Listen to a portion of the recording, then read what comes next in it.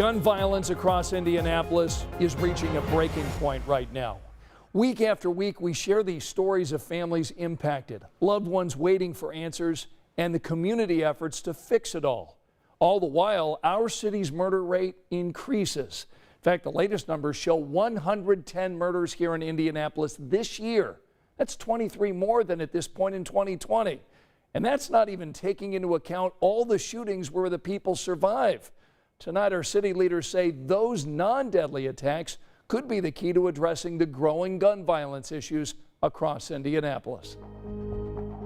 It's no secret this city has seen more homicides to date this year than last year at this same time. Wednesday's discussion, though, was about the victims who survive and what can be done to stem the tide of violence in this city. Kids should be able to go to birthday parties. That's where Deandra Dykes' 12-and-a-half-year-old son was 7.5 years ago when he was hit by a stray bullet that came through a window and hit him in the back of the head. Now at 20, Dykes' son Dre needs 24-hour care. As of today, he is what we call a spastic quadriplegic who is nonverbal. Dykes spoke about the violence that changed her son's life at Wednesday's community gathering with Marion County prosecutor Ryan Mears. If we really want to reduce the number of non-fatal shooting cases, we are going to have to do a better job of solving those cases and holding individuals accountable. According to Mears, already this year there have been 317 shootings where the victims survived. But so far, his office has only filed charges to prosecute 36 cases. That number should horrify everybody in this church. Mears says the solutions won't be found in one community meeting like this one. The most common issue that we hear is that lack of trust between the community and law enforcement. Mears says the victims are getting younger and younger, and their access to guns easier. And a lot of times that access to a firearm takes place over the internet, which is completely unregulated. He says there are no easy solutions, but it starts with better opportunities for employment and building trust between police and the community. If you want to reduce violent crime in the city of Indianapolis, this is what you need to do.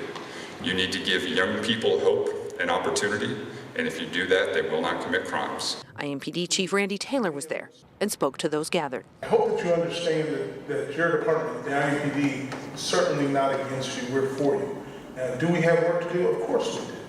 We've made some great changes here in the very recent past, and we're not done making changes. Earlier this month, the mayor announced funding for crime prevention that will go towards technology improvements at the department and more community-based programs. Deandra Dykes says the solutions rest with everyone. We got to make sure that we're not just pointing fingers and that we're looking ourselves in the mirror and saying, what can I do to be a part of the solution? The rise in violence isn't just an issue impacting us here in Indiana. In fact, the United States as a whole is experiencing a similar spike. Criminologists say it's tough to pinpoint an exact cause, but say this pandemic probably played a large role during the last year, from historic unemployment to fear over the virus and anger over lockdown orders. Today, President Joe Biden revealed his strategy to combat the widespread issue.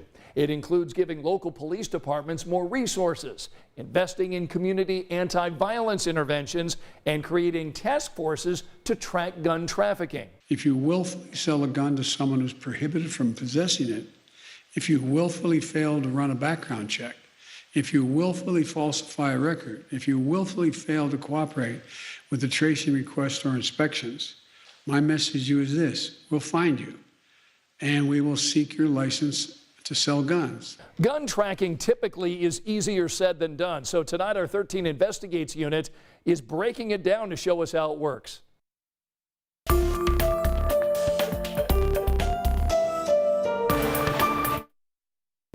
Now, once a gun is used in a crime, finding where it came from isn't a simple task. Let's take a closer look at the ATF's process. Basically, they have to follow the gun from the time it's made to the time it's sold. The ATF sends the gun's make, model, and serial number to its tracing center. That's in West Virginia. From there, the center contacts the gun's manufacturer to find the wholesaler who bought it.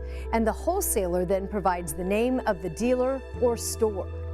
Gun stores are required by law to maintain transaction and sales records, but tracing can get really tricky if the original buyer sells the gun to someone else or if it's stolen. There also is gun tracking right here at the local level through IMPD's Crime Gun Intelligence Center. Once investigators recover a gun, they fire bullets into a tank, and the projectile reveals the gun's DNA.